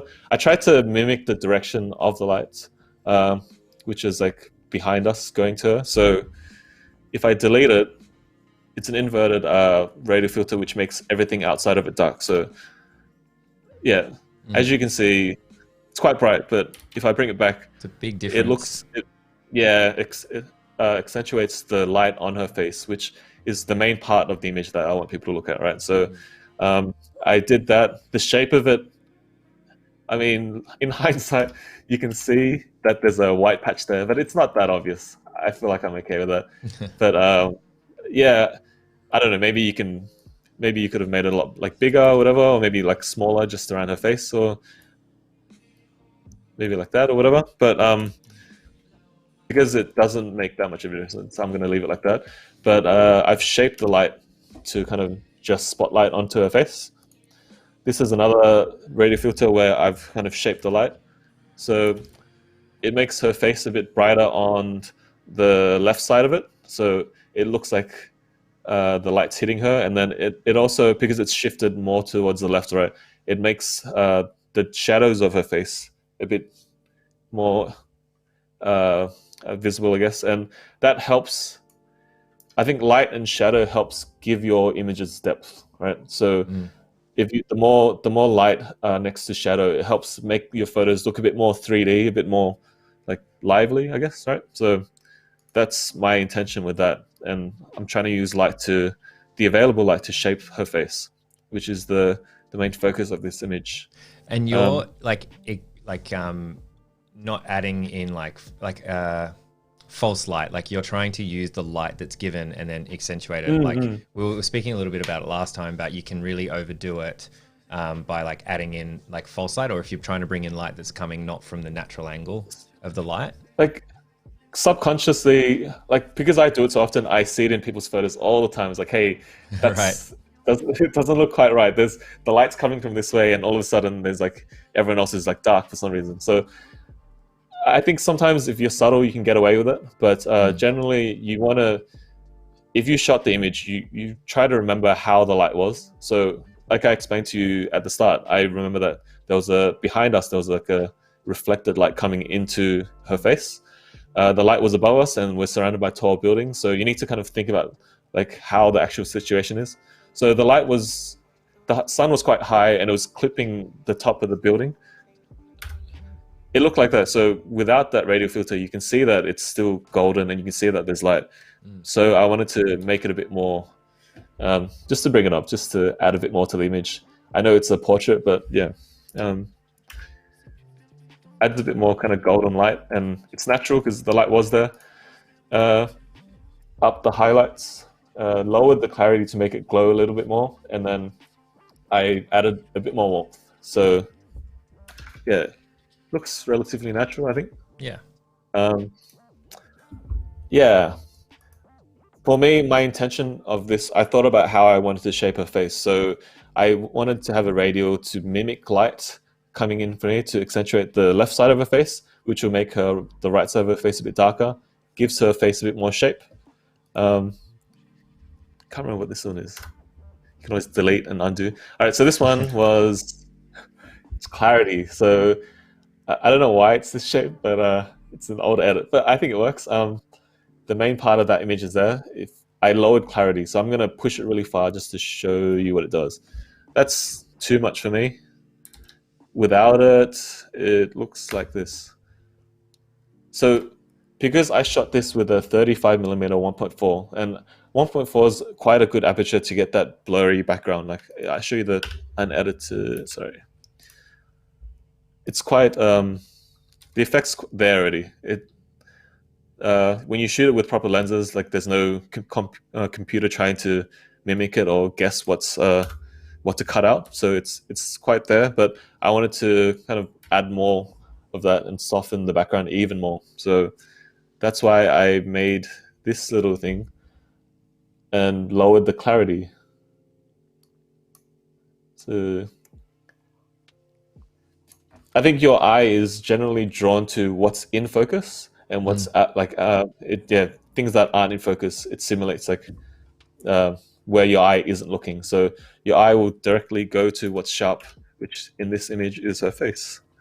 It's works for portraits, but yeah, think about how you're going to try and lead your viewer's eye. And some other general tips for portrait photography. I usually put a radial filter around the subject's face to kind of control that differently to the rest of the image. Her skin's flawless, so I didn't have to do anything. Generally, if I increase clarity in an image, I'll add a radial filter around the subject's face to either bring it back to neutral or even a bit less. It kind of softens their features up, and yeah, so it's a better look. I don't think you should be adding too much clarity to people's faces. Makes them look a bit harsher than it actually is. But there's a question in chat. I'm just saying, so we should just emphasize the light that is already there. Generally, yeah. I would say experiment. Maybe you can get away with some more creative things. So I feel like last week's edit, which you can watch in the other one, I forced this edit quite a bit more. Like the light, it's natural, but I feel like the edit was a lot stronger than, have an experiment. Maybe you can figure something out that I don't know. Maybe you can make something look good. Maybe you can make it look natural. But as a rule of thumb, yeah, you need to understand light, which is like one of the main things about photography. Someone else mentioned Georgia is always the model for the toots. Same with Pat. Yeah, she's on. You should check out her. She's quite prolific on Instagram. She posts very regularly. She works harder than I do. Sorry, and she's in a few big YouTuber videos. There's like a 4 photographers shoot 1 model series by Jessica Gerbasi. 4 different takes on 1 model. She's the model, and yeah, she's cool.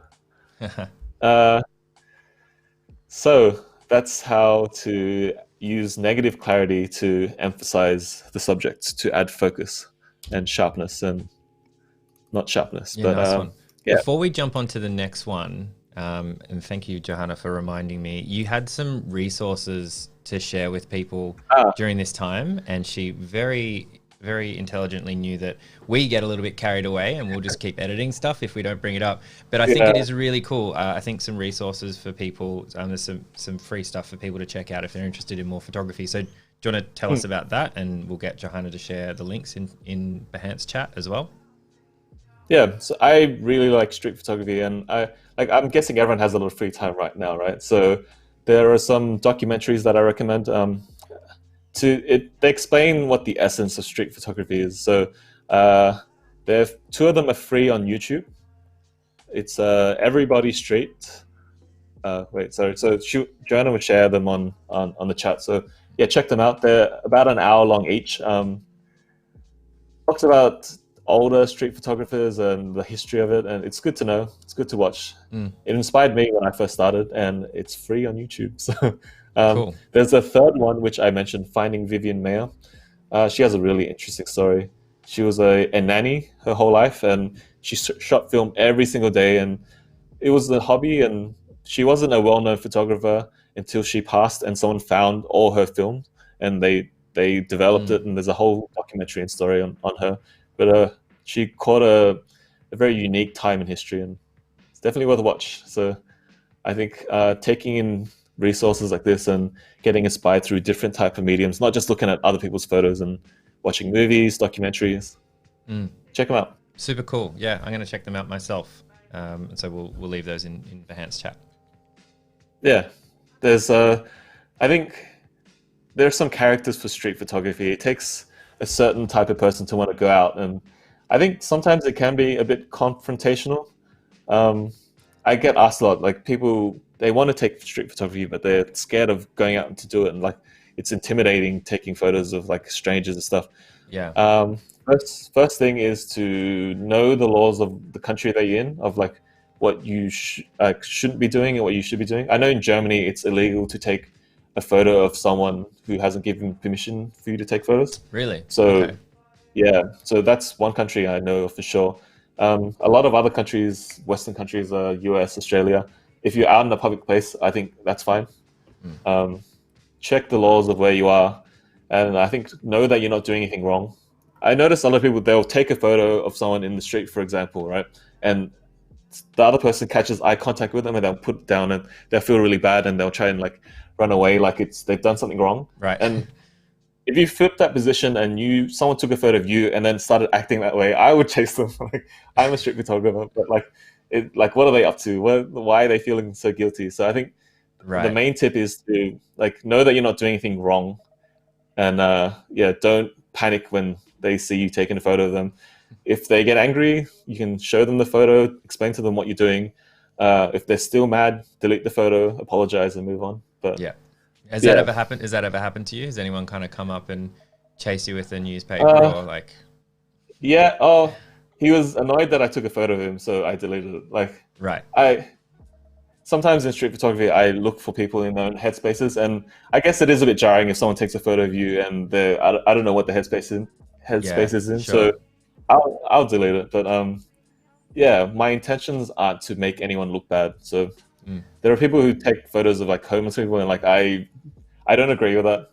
Like taking photos of vulnerable people, and it's a cheap shot. Just don't take it. Right. Yeah. So I took a whole bunch of street photos in Japan, which I had a GoPro on my chest. And if you want to see how it is like taking photos, you can have a look. I think it helps a lot. People who haven't taken any street photos before, to see how it's actually done and what actually happens, which usually is nothing. You take a photo, they just, whatever. Sometimes they don't even know that you're taking a photo of them, and that's fine. This is one of them. It was basically a throwaway image. I don't really like how it looks. The brightest part of the image is the light down here, right? Edits. I tried to edit it, but like the colors are too strong. It takes away from what I think is the subject of this photo, which are the people eating, right? So I think I saved it by converting it to black and white and cropping it. So this is how it looks. I don't. Do you do all your cropping in Lightroom? There was actually a question about that earlier that I just realized I missed. Sorry, yeah. We can talk about that now. So cropping is what saved this image.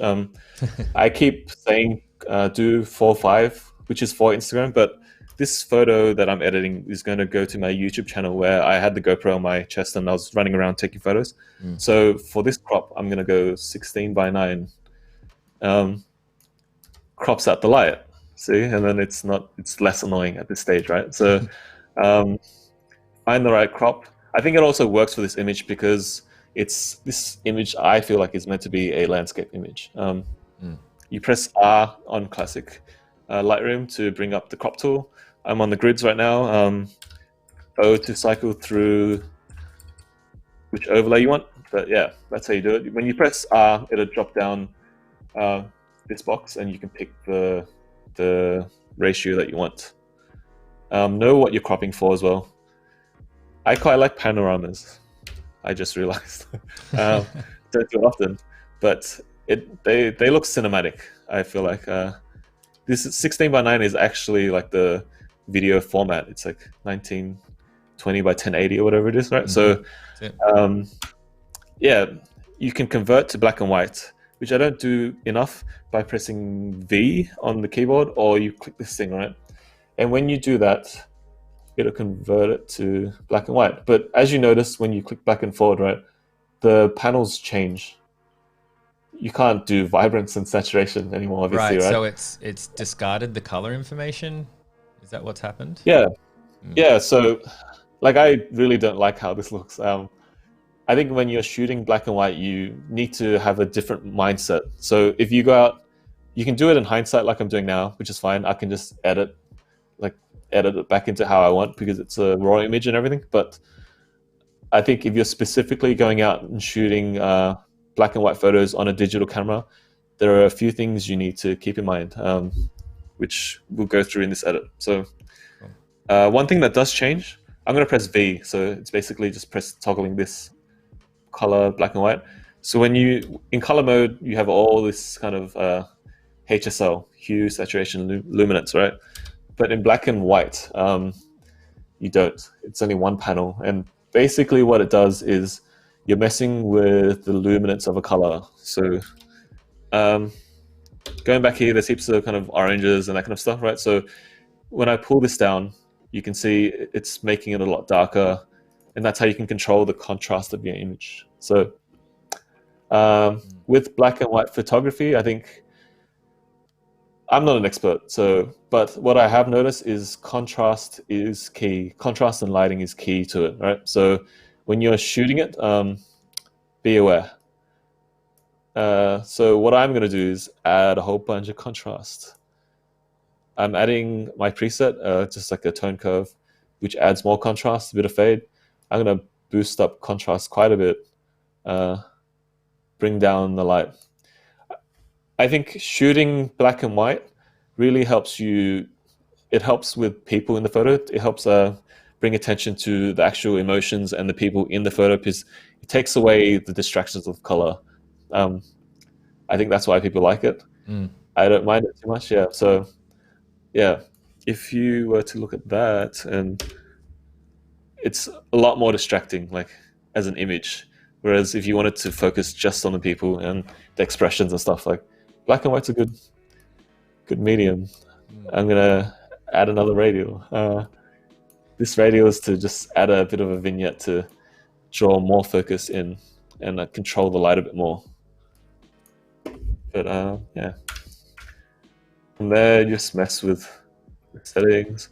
You need to push things like a lot more than I would not like normally in a color photo. Just like to more get the more extreme on the sliders. Yeah, just go get a feel for it. So just go swing it, even all the way down the shadows. The image still looks okay, right? So up not so much, but like I would never go 100% shadows all the way down in the regular image. I'm gonna convert it back to color. Yeah, looks okay with black and white though. The light spots of an image, the dark spots of an image. So just be aware. When you're going through the panel, it feels like it's a bit confusing of what it does. Just go all the way, see what it does, and I think that's the trick. Clarity is another thing to kind of, it works a bit. It looks a bit different when you're using it black and white because you're bringing out details. It looks more pronounced. I like a bit more clarity in my black and white images, and yeah, I tend to stay away from split toning. You could, but then it becomes more of like a monochromatic image rather than like so it adds that tint. I don't know, maybe it looks like Polaroid or whatever you want, but I generally just stay away from that. And from there, you can remembering what the colors were in it, or you can just play with the sliders. You can mess with that kind of stuff, right? But I think generally, black and white images for most digital cameras, it's not normal. Every camera shoots in color. There are a few kind of specialty cameras, like Leica sells like a $10,000 camera that it shoots in black and white only. But Wow. it's strange to me. No, because the sensor takes in color, so it's like I don't know. They put some filters in and that kind of stuff. But That's a lot of money to generally, spend on a camera that is only black and white. yeah, when you can just take it to Lightroom and do the same thing. I don't know. There are some people who shoot black and white who really appreciate that they don't have to edit much, but I think I'd like the option of color and black and white. Yeah. Especially if the camera is like actually shooting color. But I don't know. It feels a bit limiting, but because it has a digital look. You're shooting on usually a digital camera. It has a digital look. I don't know. It feels a bit unnatural to me that everything is so sharp. So I usually add a bit of grain to simulate that old film kind of look, right? So none. These are the standard presets in Lightroom. Everyone has them. Go to grain, none, light, medium, heavy. So I don't know. Starting point, I'll click medium. We can go through the actual panel, which if you scroll down, where is it? I don't use it often if you can't tell.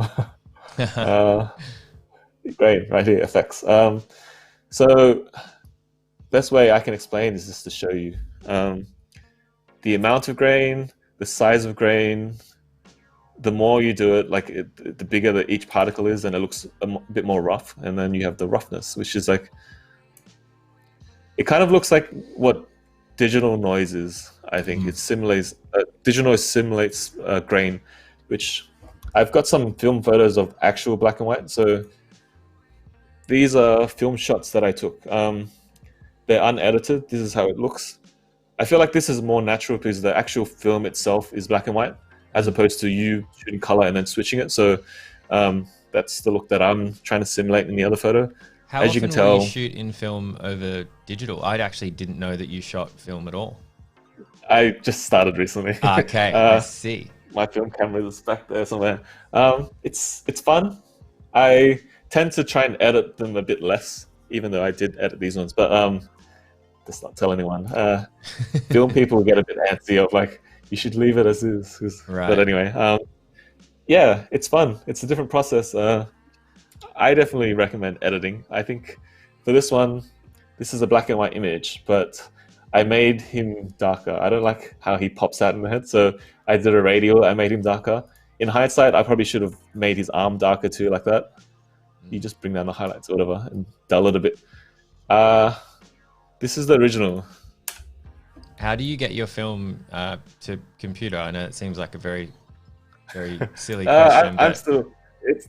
I'm still learning as well. So you can either process it yourself, which I'm definitely not going to do. You need a darkroom and chemicals and all that kind of stuff. Yeah. I take it to there's a film lab in the city. There will be films coming back in popularity. So yeah, you'll see them a bit more. I shoot. I'll give them the film film canisters after I'm done with them. They'll process them, and then they'll send me a Dropbox link of like all the photos. So it's quite convenient. They send you a Dropbox link. That's pretty cool. What's age? Yeah. What very selfishly, what's the name of that place? Because my brother does a lot of film photography. Rewind.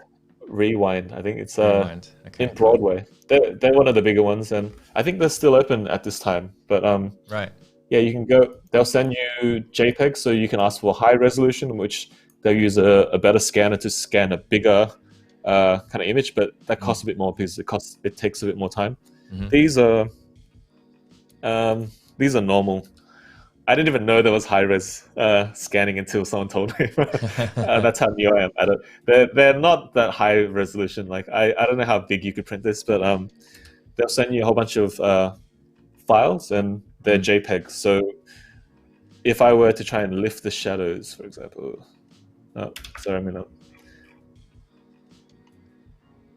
there's not much information. The image breaks down quite quickly. So right, there's not this much... is like the difference between like when you've got a raw, like actual raw file, how much Yeah. you can, because we talk about that quite a bit, like shooting in RAW versus shooting in JPEG, Yeah. like how far you can push the photo, and you're like obviously showing in this, It illustrating in this case that like, yeah, you just start breaks losing down information. quite quickly.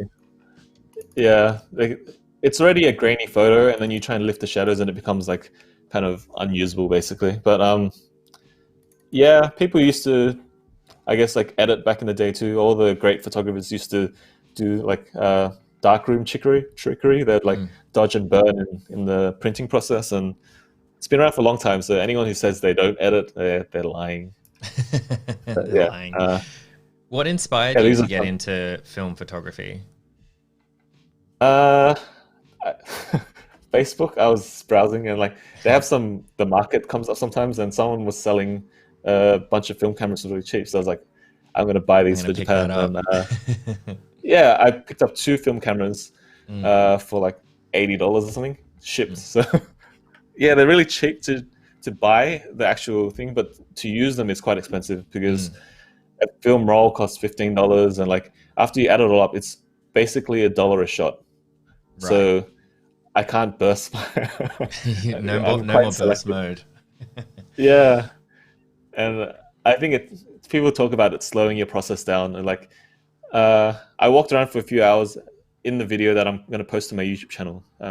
Quick plug to my YouTube channel. But I walked around there for a few hours, and I took maybe 14, 15 photos. So it's a lot slower than if I were to use my digital camera, which I'd have like thousands by that point. But yeah.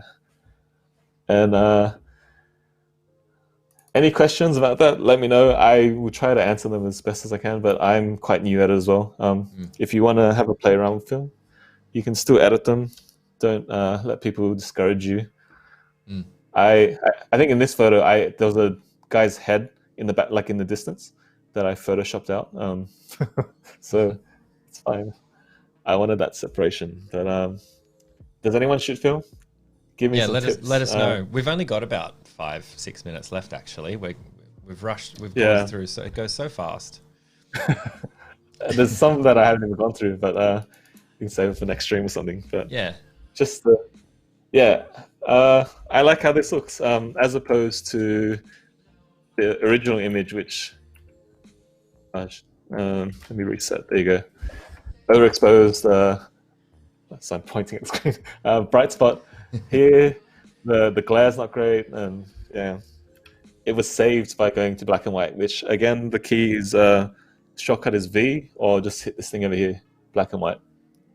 There are also a lot of built-in presets with Lightroom, which I don't use often, but they're a good shortcut. Like something like sharpening would be a good shortcut to just hit, or you could create your own. So. Q&A. Any questions? How's everyone doing? Let us know. I mean, we're getting towards the end. Maybe we could just do a quick run through of what you showed us. Maybe starting from the blue as well, for those that joined us like halfway through. Have a bit of a recap. All right, so, raw image, edited image. I showed you how to make water blue. I think it's quite popular in a lot of images these days.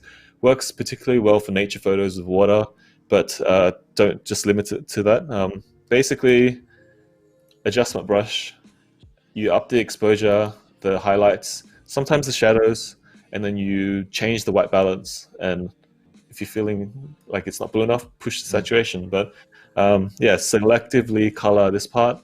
You can make it pop and look all nice and natural. Yeah, it looks cool. I feel like this looks more natural than this. I don't know, this version I wasn't happy with. It looks muddy. Maybe because the light hadn't hit it properly and the clarity hadn't come through, so you can give it a bit of assistance in Lightroom.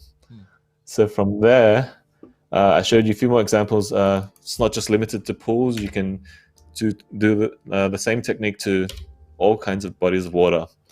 Then we moved on to street photography. This image of how I went from this to this. I used a radial filter with sharpening, and I went negative sharpening to add some a fake bokeh effect to the background and to take away focus from the other people in the image and add more focus to the subject. Yeah, if I'm going too fast, let me know. Similar thing for this portrait. Instead of using sharpness, I did negative clarity to kind of blur out the background a bit more to make it a bit softer and bring more attention to the model's face. And yeah, street photography, converting to black and white, not something I do very often. Hit B to convert the editing to black and white. It helps bring out people's emotions, people's faces, takes away the distractions of colors from image, which will draw you into the people. It's great for street photography, but yeah, feel free to use it for all different types. Yeah, awesome. And yeah, and I thought it would be cool to show what you've been up to lately, because we've been focusing a lot on your photography for the last two, but a lot of your editing has been on YouTube and everything. So I think we should give that a plug and also have a look at like what you've been focusing on, because ISO life is real. Yeah, I've been spending the last 7 weeks editing a YouTube series. I spent a month. Let me pause that. I spent a month in Japan and I filmed for 30 days. It's a travel vlog, but it's also like I try to share some photography tips, some practical ones. And there's for this one, for example, I go into Lightroom and I show you how I edited this photo. So I show you how I shot it, which was quite crucial. I shot a whole bunch of photos, which allowed me to get rid of all these people. You could in Photoshop get rid of them, but because the light's a bit tricky, I go through all of that in the vlog series. It's good times. If you like Japan, if you like travel, if you want to see what the life of a photographer is, I wasn't on any specific jobs for this trip, but it's no different to when I get paid to travel and show destinations and take photos. So yeah, awesome. Check it out. We should definitely all check that out. But yeah, I'm getting the green light of from Johanna. It's like, hey, we're gonna get cut off soon, so we should say our thank yous and our goodbyes. It always goes so fast with you. I don't know why. Yeah. You're so good at explaining what you're doing and getting in, moving on to the next one. I think we just always end up wanting more when you come on. Yeah, I wish I could sit in and edit the photos properly for you, but it helps as well to speed it up and show you different techniques rather than you watching me paint something for a few hours. Sure. So, yeah. No, it's been great. If you have any questions, if you have any questions, drop them in the comments. This will be uploaded to YouTube as well. I'll go there to the YouTube video and reply comments as well. DM me. Let us know. Open, so. Oh, that's awesome. Good on you for that. And thank you, everybody. It's been great. Have a wonderful weekend. And thank you so much, Benjamin Lee, Itchban, for joining us today.